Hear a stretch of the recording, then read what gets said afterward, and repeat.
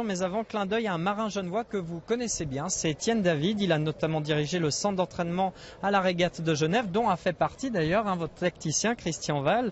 Étienne David qui a participé une quinzaine de fois à ce bol d'or qu'il avait même gagné, vous en souvenez peut-être en 2004, sur un D35, le D35 Zebra 7.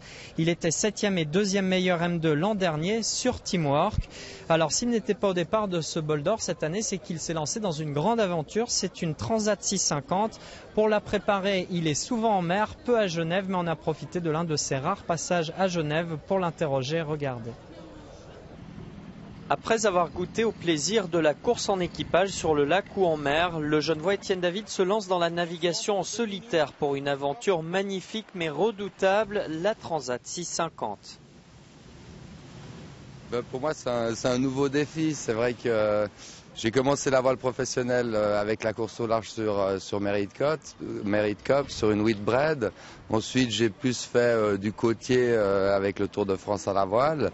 Et puis là, j'ai l'opportunité avec Teamwork de partir sur un beau projet.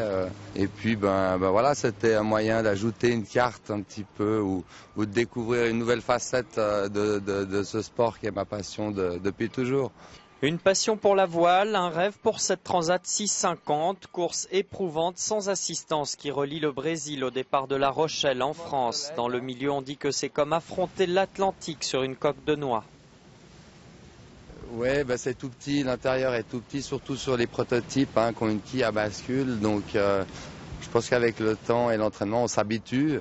Mais au départ, c'était plutôt un peu choquant, un peu brutal comme mise en route. Pour préparer cette transat, il faut un travail de préparation minutieux avec plusieurs courses au large. Il faut aussi accumuler des heures de navigation en solitaire.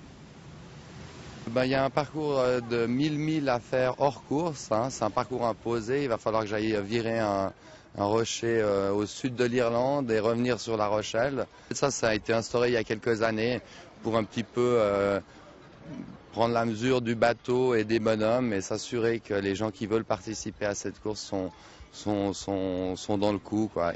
Plusieurs marins de renom ont passé par cette transat. Certains Genevois comme Jacques Valente, Hervé Favre, Mathieu Verrier ou encore Fabrice Germont s'y sont essayés sans grande réussite.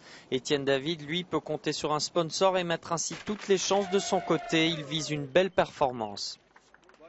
Je suis un compétiteur et puis j'ai pas l'intention de partir pour faire des figurations. Donc je vais me donner les moyens pour être dans le coup. Une victoire dans le Grand Prix d'Italie, une 3e place du mini pavois. Les débuts sont prometteurs et encourageants pour la suite.